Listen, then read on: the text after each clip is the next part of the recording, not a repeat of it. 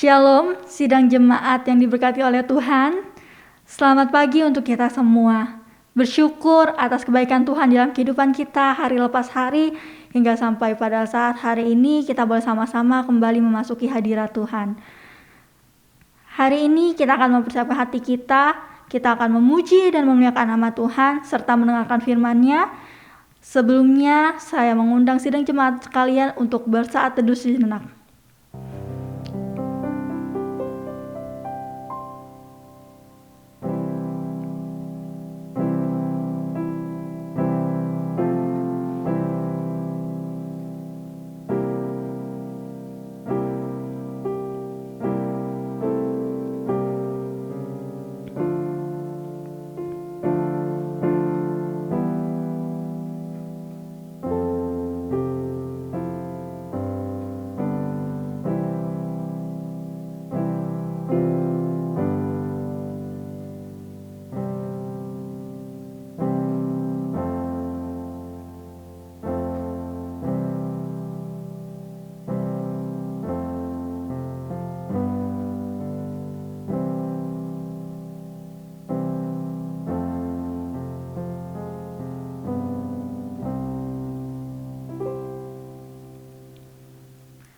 Amin.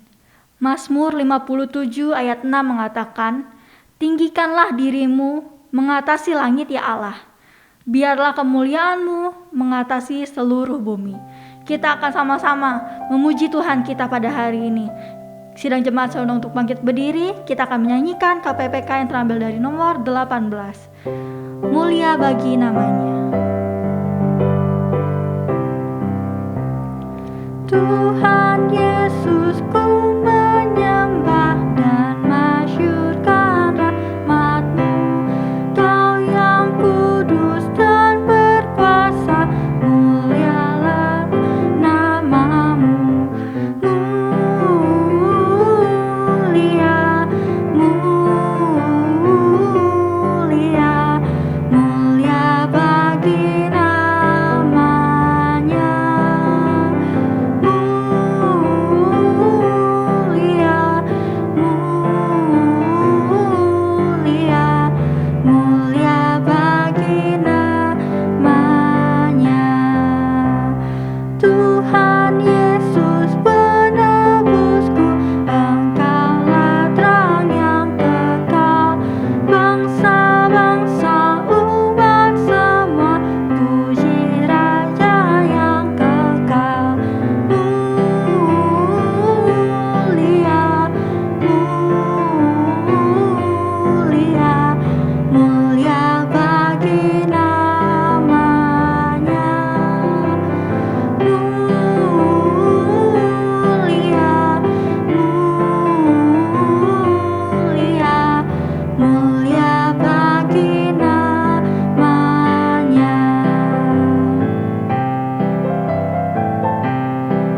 Kita akan sama-sama menyanyikan bait yang ketiga.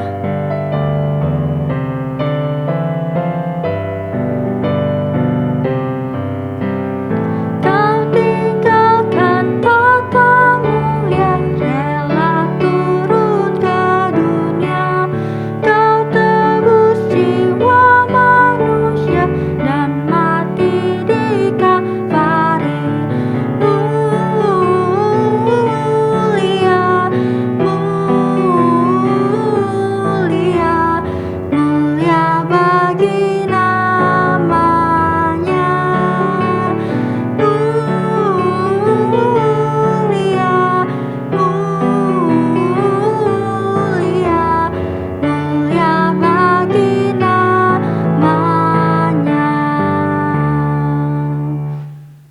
Untuk doa pembukaan, minta dengan kasih Pendeta Pambunham pimpin kita dalam doa. Mari kita berdoa. Bapa kami yang di dalam surga, terima kasih untuk kasih setia dan kebaikan Tuhan yang senantiasa menyertai kehidupan kami. Pada hari ini kami bersyukur Tuhan berikan hari yang baru kepada kami, di mana kami boleh beribadah kepada Tuhan meskipun masih dilaksanakan di rumah kami masing-masing. tapi hati kami tertuju kepada Engkau untuk melayani Tuhan, menyembah Tuhan, dan berbakti kepada Tuhan. Oleh karena itu, bila Tuhan sekali lagi melayakkan kami, mengampuni segala dosa, kesalahan pelanggaran kami, sehingga ibadah yang kami lakukan boleh sungguh berkenan pada Tuhan dan tidak menjadi sebuah kekejian. Dan kami juga berucap syukur untuk kasih setia Tuhan yang luar biasa di dalam mengasihi kami. Engkau telah mengutus Yesus Kristus datang ke dalam dunia untuk mati di atas kayu salib, menyediakan jalan keselamatan bagi setiap kami. Dan Engkau juga Allah yang senantiasa memelihara kehidupan kami dari waktu ke waktu sampai pada hari ini. Kami boleh ada semua karena penyertaan dan berkat cinta kasih Tuhan saja. Oleh karena itu, biarlah sekali lagi di dalam kami menaikkan pujian maupun juga menaikkan doa-doa kami, itu semua lahir dari hati kami yang penuh syukur dan penyerahan diri hanya kepada Tuhan saja. Kami juga berdoa Bapa, menyerahkan setiap saudara-saudara yang melayani Tuhan pada hari ini. Kiranya Tuhan urapi pelayanan mereka, nama Tuhan dipermuliakan. Dan kami teringat bagi setiap saudara dimanapun tempat yang saat ini sedang beribadah kepada Tuhan, kiranya Tuhan turut campur tangan di dalam setiap apa yang menjadi pergumulan di dalam kehidupannya. Baik mereka yang sedang sakit, lemah tubuh, Tuhan berikan kekuatan pemulihan, maupun juga yang sedang di dalam keadaan lemah iman dan dalam pergumulan, Tuhan yang memberikan jalan keluar dan pengharapan di dalam firman Tuhan. Dan kami juga berdoa menyerahkan untuk gerejamu tempat ini, kiranya Tuhan juga terus pimpin dan berkati. Bersyukur untuk pelayanan komsel onsite yang sudah mulai dilaksanakan, dan kami juga berdoa supaya pelayanan onsite ini boleh menjadi berkat bagi jemaat Tuhan ketika boleh bersama-sama beribadah pada Tuhan. Biar Tuhan tolong. Demikian kami serahkan untuk perjalanan gereja kami ke depan juga, baik dalam persiapan kemandiriannya. Tuhan juga berkati supaya setiap jemaat Tuhan boleh mendukung dan juga boleh ambil bagian di dalam memenuhi apa yang menjadi syarat-syarat daripada kemandirian, khususnya di dalam ketersediaan calon diaken. Biar Tuhan tolong. Terima kasih Bapa. Kami juga berdoa menyerahkan untuk bangsa negara kami ke dalam tangan Tuhan, supaya Tuhan yang juga terus pimpin dan berkati dalam pemulihan akan pandemi maupun juga ekonomi bangsa kami, dan juga biarlah keamanan ketertiban boleh tercipta di negeri ini,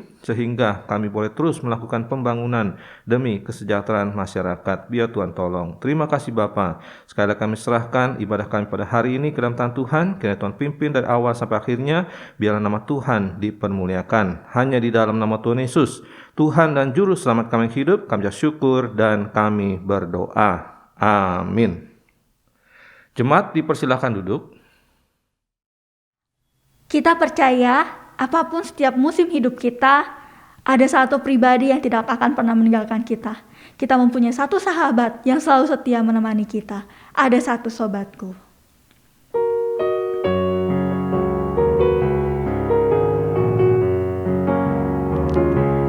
Ada satu sobatku yang setia, tak pernah dia tinggalkan diriku. Di waktu aku susah, waktuku sendirian, dia selalu menemani diriku. Ada satu sobatku, ada satu sobatku yang setia, tak pernah dia tinggalkan diriku. Di waktu aku susah, waktuku sendirian, dia selalu menemani diriku. Kita mau katakan namanya Yesus.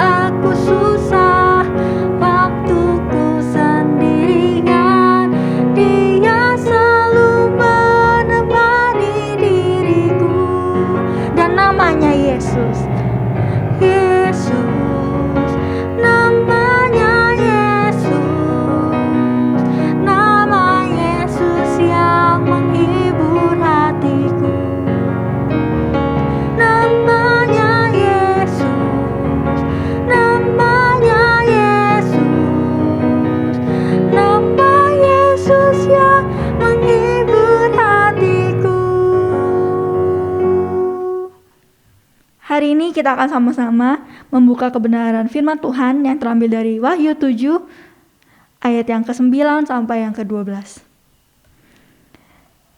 Kita akan membacanya secara silih berganti.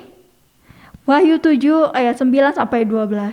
Kemudian daripada itu aku melihat sesungguhnya suatu kumpulan besar orang banyak yang tidak dapat terhitung banyaknya dari segala bangsa dan suku dan kaum dan bahasa berdiri di hadapan tata dan di hadapan anak domba, memakai jubah putih dan memegang daun-daun palem di tangan mereka.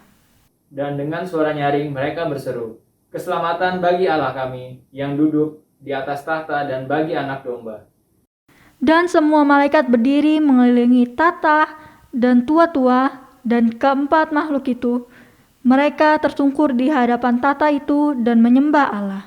Sambil berkata, "Amin, puji-pujian dan kemuliaan, dan hikmat dan syukur, dan hormat dan kekuasaan, dan kekuatan bagi Allah kita sampai selama-lamanya. Amin." Amin. Biarlah kemuliaan hanya pada Tuhan kita. Kita akan mempersiapkan hati kita untuk mendengarkan firman Tuhan. Sambil kita mempersiapkan hati kita akan angkat pujian. Bapa, Engkau sungguh baik.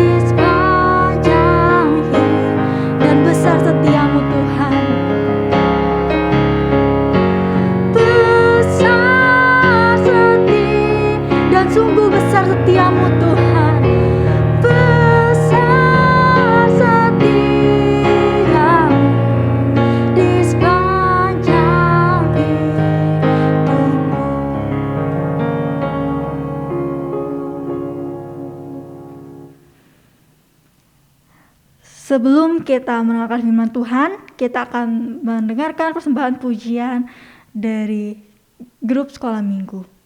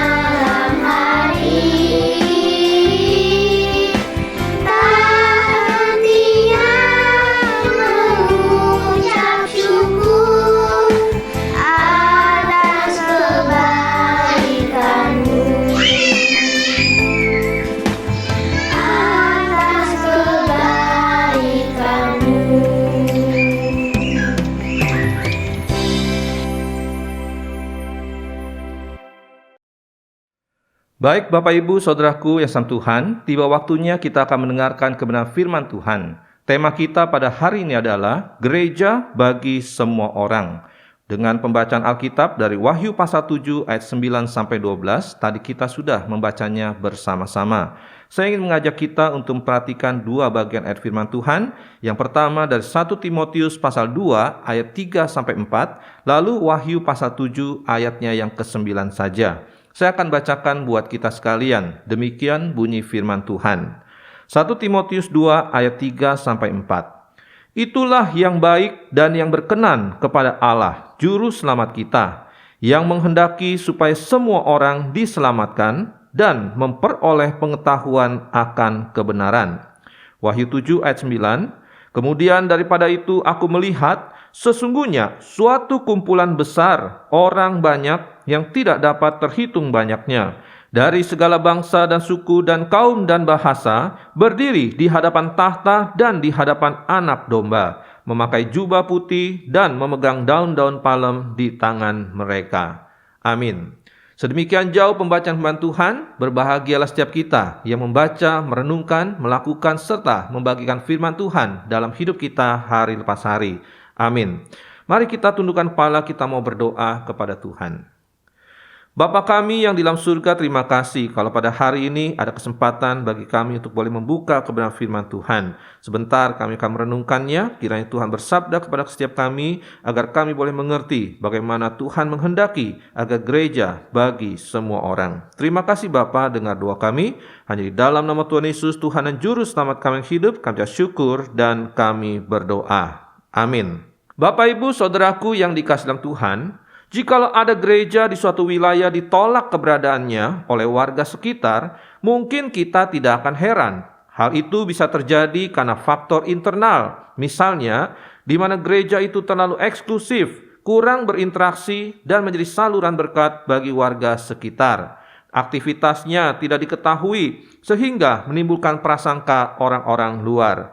Apalagi bila kurang bertoleransi dengan lingkungan, misalnya menimbulkan kebisingan, kemacetan, kurang koordinasi, dan sebagainya. Sedangkan ada faktor eksternal, yaitu misalnya mayoritas warganya sudah terpapar radikalisme dan intoleransi. Tentu hal ini bukan akhir dari segalanya, masih dapat kita carikan jalan keluarnya. Misalnya, apakah dengan memiliki dan mengembangkan relasi dengan mayoritas yang masih moderat, lalu kita mempunyai hidup yang toleran dan menjadi berkat bagi lingkungan sekitar. Tentunya sambil tetap berdoa pada Tuhan, kita bertahan di dalam iman dan juga melihat pimpinan Tuhan. Tetapi jikalau ada gereja yang menolak orang percaya, bahkan orang yang belum percaya sekalipun, yang ingin datang dan berjemaat karena merasa berbeda dengan dirinya, tentu ini suatu kekeliruan besar dan tidak menjadi gereja seperti yang Tuhan maksudkan. Hal yang pernah terjadi kepada seorang tokoh di India bernama Mahatma Gandhi, di mana dia ditolak masuk ke gereja orang kulit putih yang mengakibatkan dia berpendapat bahwa dia suka kepada Kristus dan ajarannya, tapi tidak pada orang Kristen, karena tidak mengikuti ajaran dan berperilaku seperti Kristus. Sangat disayangkan bukan? Karena gereja di India ini tidak menjadi gereja bagi semua orang, gereja kehilangan pribadi yang sangat berpengaruh bagi masyarakat di India, bahkan di dunia. Bapak, Ibu, Saudaraku yang sama Tuhan, alangkah lebih miris lagi bila meskipun semua orang diterima ke dalam gereja, tetapi diperlakukan berbeda di dalam gereja, di mana yang memiliki kelebihan diperlakukan berlebih, sedangkan yang berkekurangan diperlakukan seadanya, bila tidak mau dikatakan diacuhkan. Tentu hal ini sekali lagi juga bertentangan dengan kehendak Tuhan. Maka marilah kita berdoa agar kita sebagai gereja universal dan gereja kita di Duta Bandara dapat menjadi gereja bagi semua orang. Kita tidak menolak satupun dan kita memperlakukan semua orang sama, tidak membeda-bedakannya. Karena itulah yang dikehendaki Tuhan, di mana dalam Kolose pasal 3 ayat 11 dikatakan, Kristus adalah semua dan di dalam segala sesuatu. Dan Allah kita adalah Allah bangsa-bangsa lain juga, seperti yang ditulis dalam Roma 3 ayat 29. Di mana orang tidak dipaksa meninggalkan jati diri kebangsaannya, kecuali cara hidupnya yang lama yang tidak berkenan kepada Tuhan. Kalau begitu Bapak, Ibu, Saudaraku yang sama Tuhan, dari nats yang sudah kita baca, ada 3 pelajaran tentang gereja bagi semua orang. Yang pertama, gereja bagi semua orang karena Tuhan ingin agar semua orang itu diselamatkan. Hal itu bisa kita lihat dari firman Tuhan 1 Timotius 2 ayat 3-4 yang sudah kita baca tadi. Di situ dikatakan, itulah yang baik dan yang berkenan kepada Allah Juru Selamat kita, yang menghendaki supaya semua orang diselamatkan dan memperoleh pengetahuan akan kebenaran. Pertanyaannya adalah, apakah yang baik dan berkenan kepada Allah yang harus kita lakukan sebagai orang percaya? Ayat 1 dan ayat 2 di dalam pasal ini, Rasul Paulus menasihatkan kepada kita supaya kita menaikkan permohonan, doa syafaat, dan ucapan syukur sebagai gereja Tuhan. Untuk siapa kita melakukan semua itu? Yaitu untuk semua orang. Kita bersyukur untuk setiap pribadi-pribadi yang boleh kita temukan dalam kehidupan ini. Demikian juga untuk para pembesar-pembesar, pejabat dan raja-raja dan pemerintah-pemerintah yang ada di dalam kehidupan berbangsa dan bernegara kita. Supaya apa? Supaya kita dapat hidup tenang dan tentram di dalam segala kesalehan dan kehormatan. Maka bayangkanlah bila mereka dapat mewujudkan hal-hal di atas di dalam bingkai kebangsaan, betapa indahnya hidup di dalam kehidupan bermasyarakat. Terlebih lagi bila mereka pun berkesempatan untuk menerima anugerah keselamatan di dalam Kristus Yesus. Maka pertanyaannya adalah, sudahkah kita mendoakannya di dalam keseharian hidup kita? Selain di dalam ibadah kita mendoakan untuk orang-orang tersebut.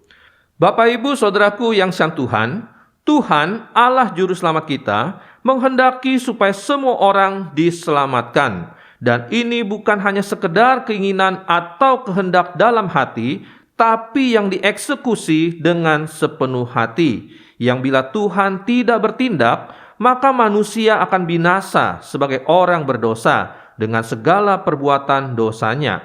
Karena semua orang telah berbuat dosa dan upah dosa adalah maut. Dan manusia tidak ada yang mencari Tuhan. Kecenderungan hatinya berbuat jahat. Dan segala perbuatan baiknya adalah kain kotor di hadapan Tuhan. Serta tidak dapat menyelamatkan dirinya.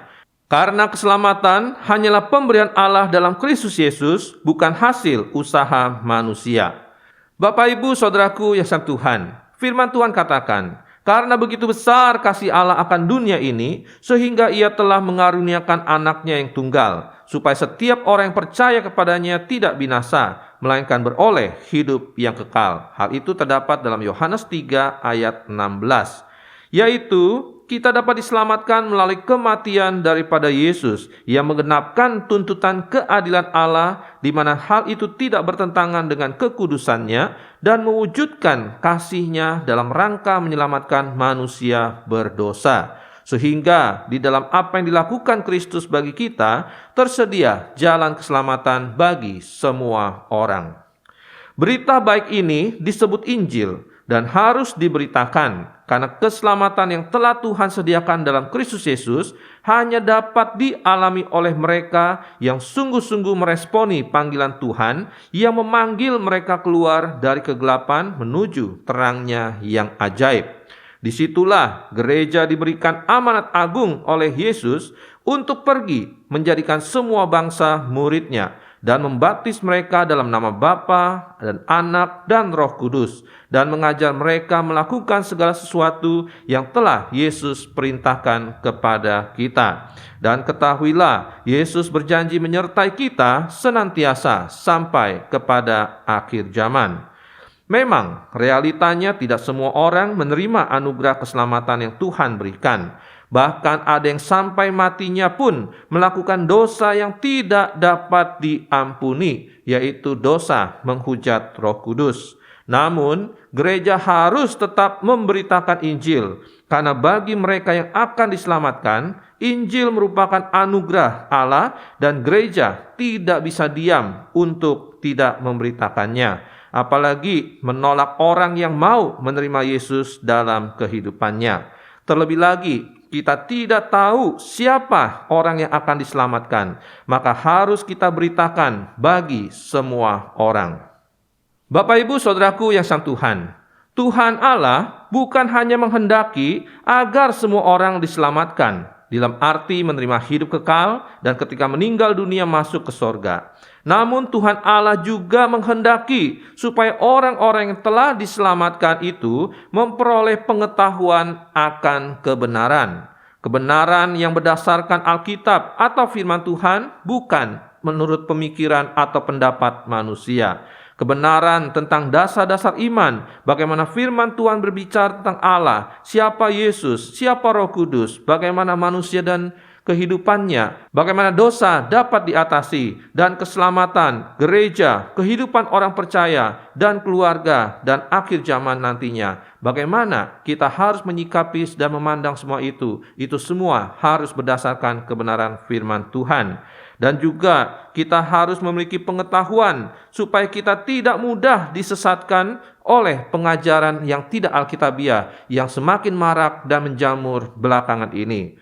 Demikian juga Tuhan menginginkan supaya kita semakin bertumbuh menjadi orang percaya yang dewasa. Oleh sebab itu, gereja bagi semua orang bukan hanya untuk mengumpulkan anggota, tetapi pengikut Kristus yang menerima keselamatan dan pengetahuan akan kebenaran. Maka pertanyaannya adalah, apakah gereja kita sudah menjadi gereja bagi semua orang yang memberitakan Injil agar banyak orang menerima keselamatan dan pengetahuan akan kebenaran?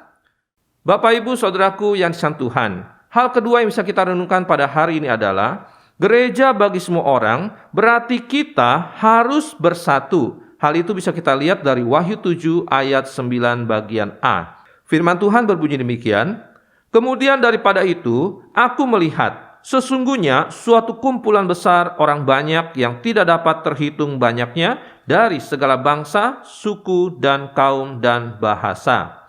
Nah, saudaraku yang dikasihi Tuhan, kesatuan daripada gereja Tuhan itulah yang didoakan oleh Yesus bagi gerejanya yang di bumi, yaitu agar supaya gerejanya dapat makin mengenal Kristus dan firman-Nya secara mendalam. Tuhan Yesus juga berdoa supaya kita dilindungi dari dunia ini, agar kita tidak tersesat oleh tipu daya iblis dan ajaran-ajaran palsu yang mencoba untuk menyesatkan orang percaya, di mana kita juga diharapkan senantiasa memiliki sukacita yang penuh di dalam Kristus Yesus, di mana kita dikuduskan di dalam pikiran kita, di dalam perbuatan kita, dan juga di dalam perasaan dan tabiat kita. Lalu kita diharapkan Tuhan untuk menjadi satu dalam tujuan dan persekutuan, sebagaimana halnya Yesus dengan Bapa adalah satu. Lalu Tuhan menginginkan agar kita juga dapat menuntun orang lain kepada Yesus dan bertekun dalam iman, sehingga akhirnya kita bisa bersama dengan Kristus di sorga dan juga senantiasa hidup di dalam kasih dan kehadiran Allah dalam hidup kita. Itulah yang didoakan Yesus bagi gerejanya. Bapak, Ibu, Saudaraku yang dikasihi Tuhan, kesatuan itu juga yang dilihat oleh Rasul Yohanes ketika dia melihat penglihatan di sorga, yaitu suatu kumpulan besar yang tidak dipisahkan berdasarkan apa atau siapapun yang terkadang memisahkan gereja pada hari-hari ini. Tetapi Rasul Yohanes melihat bahwa mereka yang adalah kumpulan besar itu berasal dari segala bangsa dan suku dan kaum dan bahasa, mencakup semuanya dalam kesatuan yang tidak dapat terhitung banyaknya, yang telah meresponi anugerah keselamatan dari Allah selama mereka hidup di dalam dunia. Bapak, Ibu, Saudaraku yang dikasihi dalam Tuhan, jumlah mereka tidak disebutkan sebuah angka, karena waktu Yohanes melihatnya masih terus bertambah hingga hari ini, yang sudah lebih dulu berpulang dan baru berakhir ketika Kristus datang kedua kalinya. Meskipun demikian, Tuhan tahu siapa saja yang akan diselamatkannya. Masalahnya, kitalah yang tidak tahu. Oleh karena itu, berita keselamatan harus terus kita beritakan ke semua orang, dan gereja sekali lagi harus bagi semua orang. Kemudian, orang-orang yang dilihat oleh Rasul Yohanes itu juga menggambarkan orang-orang yang mengalami sukacita karena terlepas dari segala penderitaan, karena iman dan pergumulan hidup yang mereka temui selama hidup di dunia, di mana kini mereka dapat dengan bebasnya melayani Tuhan, digembalakan oleh Kristus dan dituntunnya ke mata air kehidupan. Dan Allah akan menghapus segala air mata dari mata mereka. Bapak, Ibu, Saudaraku yang dikasihi Tuhan, dengan bersatu kita punya kekuatan besar. Kita sudah belajar hampir 2 bulan ini bahwa kita digambarkan sebagai tubuh Kristus yang terdiri dari banyak anggota namun memiliki fungsinya masing-masing, yang jika dapat bekerja sama sesuai koordinasi oleh kepala, maka akan dapat melakukan apa saja yang direncanakan, terlebih sesuai dengan kehendak Tuhan. Maka setiap bangsa, suku, kaum, dan bahasa itu menggambarkan suatu kekuatan besar bila kita mau bergerak untuk menjangkau bangsa, suku, kaum, dan bahasa tersebut. Maka tidak heran bila kegelapan atau iblis berusaha untuk menghancurkannya di balik orang-orang yang dipakai oleh mereka. Karena itu kita harus mewaspadai apa atau siapa yang dapat memecah belah gereja. di mana hal itu dapat berupa perbedaan dalam memahami kebenaran kitab suci. Lalu kita juga bisa melihat bagaimana pekerjaan iblis yang secara langsung dan tegas menyerang gereja, dan juga orang-orang yang ada di dalam gereja tetapi masih hidup di dalam kedagingan dan hidup di dalam dosa. Itu tentu akan memecah belah daripada gereja. Oleh karena itu, mari kita memastikan supaya di dalam gereja kita dan dalam kehidupan kita sebagai gereja Tuhan, itu semua tidaklah ada.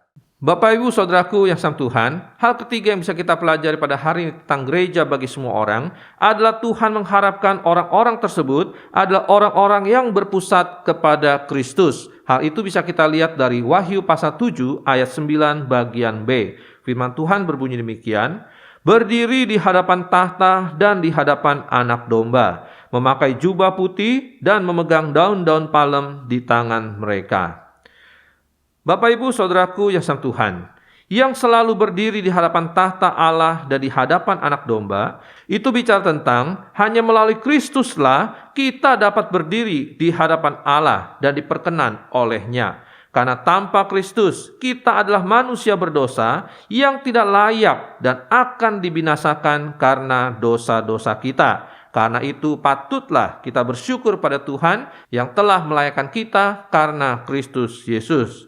Kita juga berdiri, itu artinya tanda daripada kesiapan untuk melakukan apa yang Tuhan kehendaki atau perintahkan dalam hidup kita. Serta kita juga siap untuk memberikan pertanggungjawaban kepada Tuhan atas apa yang kita perbuat di dalam kehidupan sebagai gereja atau orang percaya. Kemudian berdiri di hadapan Tuhan juga berbicara tentang hidup kita yang selalu berada dekat dengan Tuhan, di mana kita menundukkan diri kita kepada kedaulatan Tuhan di dalam hidup ini, di mana kita membiarkan Tuhan yang mengatur kehidupan kita, mengarahkan jalan hidup kita, dan apa yang akan kita perbuat. Biarlah kita boleh kedapatan menjadi anak-anak Tuhan yang senantiasa menjauhkan diri kita dari berbuat kejahatan dan yang mendukakan hati Tuhan. Pertanyaannya adalah, apakah dalam keseharian kita juga selalu menyadari bahwa kita hidup di hadapan Tuhan?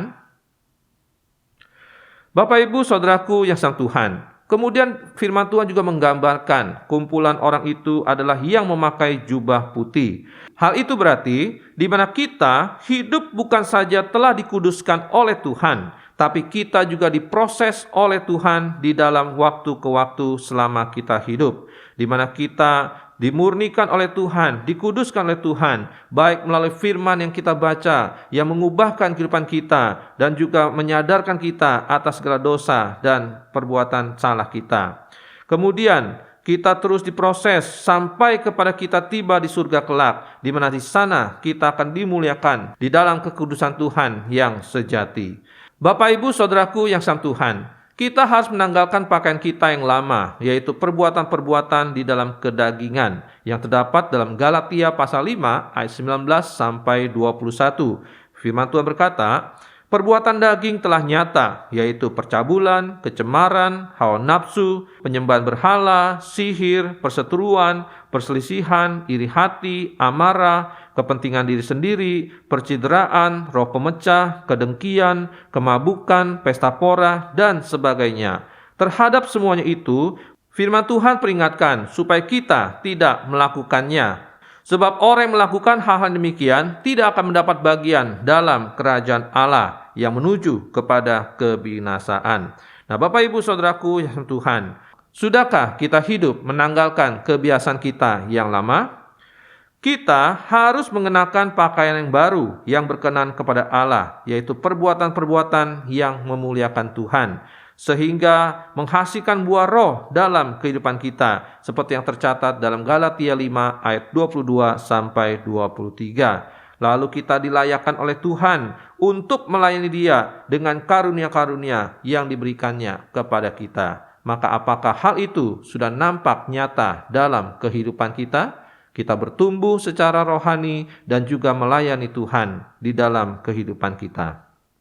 Yang terakhir, gereja bagi semua orang, Tuhan menginginkan orang-orang tersebut adalah orang-orang yang juga hidupnya memuji Tuhan. Kita memuji Tuhan karena kebaikan dan kasih-Nya yang menyelamatkan dan memelihara kehidupan kita. Kita memuji Tuhan untuk Tuhan, bukan untuk diri kita supaya dipuji, apalagi menyuap Tuhan dengan pujian kita. Kita memuji Tuhan di dalam segala sesuatu, agar kita lebih dikuatkan dan menjadi kesaksian serta kesempatan untuk menyatakan kemuliaan Tuhan. Dan biarlah lewat hidup yang senantiasa memuji Tuhan, kita dapat menjadi sarana pemberitaan firman Tuhan dan juga pemberitaan Injil yang menyelamatkan orang-orang yang belum percaya kepada Tuhan. Maka, apakah hidup kita sudah menjadi puji-pujian bagi kemuliaan Tuhan? Bapak, Ibu, Saudaraku yang dikasihi dalam Tuhan, Tuhan Yesus menguatkan Rasul Yohanes lewat penglihatannya di Pulau Patmos, yang menguatkan gereja untuk menghadapi tantangan, penderitaan, dan penganiayaan yang dihadapi mereka pada waktu itu.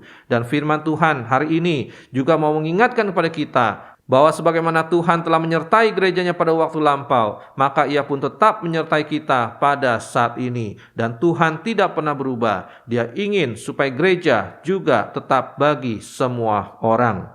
Oleh karena itu, apa respon kita untuk hal ini? Marilah kita memberitakan Injil kepada setiap orang. Kita menjaga persatuan di dalam kehidupan orang-orang percaya, dan kita tidak membeda-bedakan baik terhadap saudara seiman maupun juga masyarakat yang ada di sekitar kita. Kita merangkul semuanya demi kemuliaan nama Tuhan. Kita berpusat hidupnya pada Kristus sehingga mengalami diri yang ditransformasi dari waktu ke waktu. Sebagai akhir kata pemberitaan firman Tuhan pada hari ini, biarlah melalui pandemi ini, gereja disadarkan dari yang biasanya untuk kalangan sendiri menjadi bahwa gereja adalah bagi setiap orang. Dan biarlah gereja bagi semua orang ini menyadarkan kita bahwa Tuhan ingin semua orang diselamatkan, dan kita harus bersatu dan kita harus hidup berpusat kepada Kristus. Niscaya dengan demikian gereja akan semakin menjadi berkat bagi banyak orang dimanapun kita berada. Dan kiranya Tuhan memberkati firman-Nya dan setiap kita yang mau menjadi gereja yang bagi semua orang. Biar Tuhan tolong. Mari kita tundukkan kepala, kita berdoa. Bapa kami yang dalam surga, terima kasih sekali lagi Engkau menyadarkan kepada kami sekali lagi bahwa gereja adalah bagi setiap orang. Oleh karena itu, siapakah kami yang justru mungkin dalam kehidupan sehari-hari membeda-bedakan orang dan mungkin memperlakukan orang tidak seperti yang Tuhan kehendaki. Oleh karena itu, ampunilah kami jikalau kami pernah membeda-bedakan orang. Dan biarlah hari ini kami disadarkan oleh firman Tuhan bahwa kehadiran kami dimanapun kami berada, kami harus menjadi gereja yang merangkul semua orang dan juga menjadi gereja yang memberitakan Injil Tuhan bagi orang-orang yang belum percaya pada Tuhan, supaya mereka boleh mengenal kebenaran dan menerima Yesus sebagai Tuhan dan Juru Selamatnya. Terima kasih Bapa, biar Tuhan pakai supaya kehadiran kami dimanapun kami berada boleh menjadi kesaksian yang memuliakan nama Tuhan. Dengar doa kami, dan biarlah kehadiran kami dimanapun kami berada juga boleh menjadi puji-pujian bagi kemuliaan nama Tuhan. Terima kasih Bapa, dengar doa kami. Hanya di dalam nama Tuhan Yesus, Tuhan dan Juru Selamat kami hidup, kami syukur dan kami berdoa. Amin. Amin. Kiranya firman Tuhan hari ini bisa menjadi rema di dalam kehidupan kita dan kita bisa melakukannya di dalam kehidupan kita masing-masing. Kita akan sambut kembali pujian kita. Kita mau mengangkat pujian yang terambil dari KPPK nomor 21, Sandar pada Lengan yang Kekal.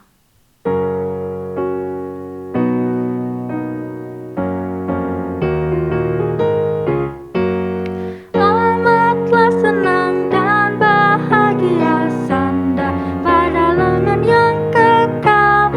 Amat besarlah damai berkat-Nya sandar pada lengan yang kekal.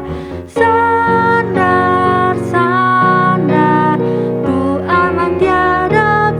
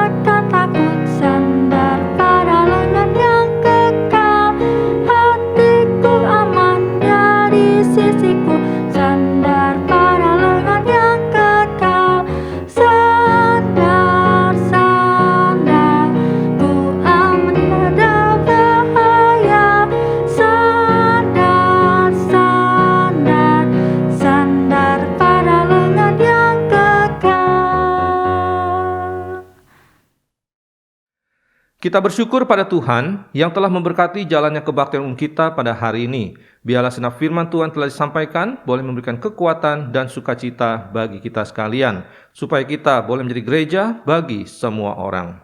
Terima kasih kepada setiap saudara-saudara yang telah melihat Tuhan pada hari ini. Tuhan Yesus memberkati. Ada beberapa hal yang ingin saya tekankan melalui kesempatan pengumuman pada hari ini. Yang pertama, pada hari ini, Minggu 17 Oktober 2021, akan dilaksanakan kebaktian anak-anak at home via YouTube dengan guru cerita Saudari Agnes, liturgis Saudari Kristal Natania Pham. Dilanjutkan dengan tatap muka via Zoom pada pukul 10.30. Kemudian pada pukul 12 siangnya akan dilaksanakan kelas katekisasi via Zoom. Kiranya para peserta kelas katekisasi dapat memperhatikannya. Untuk kegiatan sepekan, hari Rabu tanggal 20 Oktober 2021 pukul 7 malam via YouTube, kita akan mengadakan kebaktian doa tengah minggu, membahas 2 Raja-Raja pasal 20 ayat 12 sampai 21 dengan pengkhotbah Pendeta Pham Mun Hau, liturgis Ibu Leni Gunawan, dan pemusik Saudari Maya. Kiranya dapat dipersiapkan dengan sebaik-baiknya dan jemaat sekalian dapat mengikuti dengan tekun kebaktian doa tengah minggu setiap hari Rabu di rumah masing-masing. Untuk Komsel Pemuda Usia Kuliah Kerja akan diadakan pada hari Kamis tanggal 21 Oktober 2021 secara onsite dan via Zoom. Kiranya para pemuda dapat memperhatikannya. Dan pada hari Sabtu tanggal 23 Oktober 2021 pukul 9 pagi akan dilaksanakan saat teduh bareng KA via Zoom dengan penanggung jawab Saudari Hana. Dan pada pukul 5 sorenya ada persekutuan remaja usia SMP, SMA, SMK via Zoom dengan tema Buah Roh, yaitu kesabaran, dengan penanggung jawab para mentor dan WL Saudari Friska. Dan pada pukul 7 malamnya ada persekutuan pemuda usia kuliah kerja via Zoom dengan tema Soli Deo Gloria dengan pengkhotbah Evangelis Fidani dan WL adalah Saudari Bella. Pada hari Minggu depan, tanggal 24 Oktober 2021, dalam kebaktian at home pukul 8 dan 10 pagi via YouTube, pemberitaan firman Tuhan dibawakan oleh Evangelis Hetty dengan tema Kesatuan Iman yang Benar. Liturgis Saudara Billy dan pemusik Saudari Maya. Kiranya dapat dipersiapkan dengan sebaik-baiknya dan jemaat sekalian dapat dengan tekun mengikuti kebaktian umum setiap hari Minggu di rumah masing-masing. Jemaat juga dapat memberikan persembahan untuk pelayanan diakonia pada minggu depan. Dan juga ada kebaktian anak-anak at home via YouTube pada pukul 10 pagi dengan guru cerita Semuyanti. Liturgis Saudari Ciacia dilanjutkan dengan tatap muka via Zoom pada pukul 10.30. Kiranya para orang tua dapat mengarahkan anak-anaknya untuk mengikuti kebaktian anak-anak at home tersebut. Dan pada pukul 12 siangnya akan dilaksanakan kelas katekisasi via Zoom. Kiranya para peserta kelas katekisasi dapat memperhatikannya. Untuk persembahan, marilah kita tetap memberikan persembahan kepada Tuhan sebagai rasa syukur kita atas penyertaan dan pemeliharaannya atas hidup kita, serta mendukung biaya operasional bulanan gereja. Tuhan Yesus memberkati. Untuk yang berulang tahun pada minggu ini, ada Saudari Tasya tanggal 9 Oktober, Ibu Linarwati tanggal 12 Oktober, tanggal 13 Oktober adalah Bapak Amo, Saudara David Yohanes, dan Saudari Shirley, dan Saudara Hendrik pada tanggal 15 Oktober. Mari kita berdoa untuk para Bapak Ibu Saudara kita yang berulang tahun pada minggu ini. Kita berdoa. Bapa kami yang dalam surga, kami ucap syukur makasih untuk kasih setia dan kebaikan Tuhan di dalam kehidupan setiap kami, anak-anak-Mu, di mana Engkau senantiasa memimpin dan memelihara hari-hari dalam hidup kami, sehingga kami boleh ada sampai hari ini, itu semua karena cinta kasih, anugerah, dan penyertaan Tuhan. Dan kami berdoa menyerahkan untuk beberapa saudara kami yang juga berulang tahun pada minggu ini, yaitu untuk Saudari Tasya, Ibu Linarwati, Bapak Amo, Saudara David Yohanes, Saudari Shirley, dan Saudara Hendrik. Biar Tuhan berkati dalam kehidupan mereka dengan bertambahnya usia, bertambah cinta kepada Tuhan, semakin mengenal Kristus dan memperkenalkan Kristus kepada orang-orang di sekitar kehidupannya. Apapun yang menjadi doa, harapan, pergumulan di dalam kehidupan mereka, Tuhanlah yang menjadi sandaran dan juga jawaban di dalam setiap apa yang mereka doakan. Biar Tuhan tolong. Kami mengucap syukur untuk keberadaan mereka di tengah-tengah kami sebagai jemaat Tuhan. Biarlah kami boleh bersama-sama bertumbuh, baik dalam ibadah maupun juga pelayanan yang ada. Biar Tuhan tolong. Terima kasih Bapa, dengar doa kami. Hanya di dalam nama Tuhan Yesus, Tuhan dan Juru Selamat kami hidup, kami ucap syukur dan kami berdoa. Amin. Baik, saya mengundang kita semua untuk bangkit berdiri. Mari kita naikkan doksologi dan terima berkat dari Tuhan.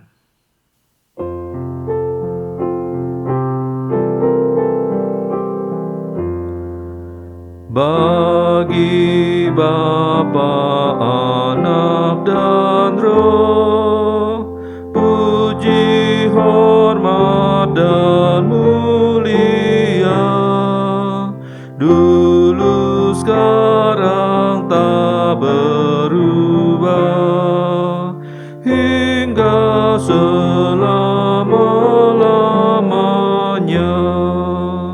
Amin.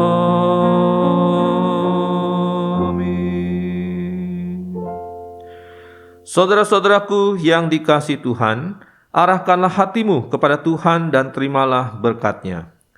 Kiranya damai sejahtera dari Tuhan kita, Yesus Kristus, kasih Allah Bapa, persekutuan pemilihan Roh Kudus menyertai saudara sekalian, mulai dari hari ini sampai Tuhan Yesus datang 2 kali, bahkan sampai selama-lamanya. Amin. Jemaat dipersilakan duduk, silakan bersatu teduh. Tuhan Yesus memberkati kita sekalian. Amin.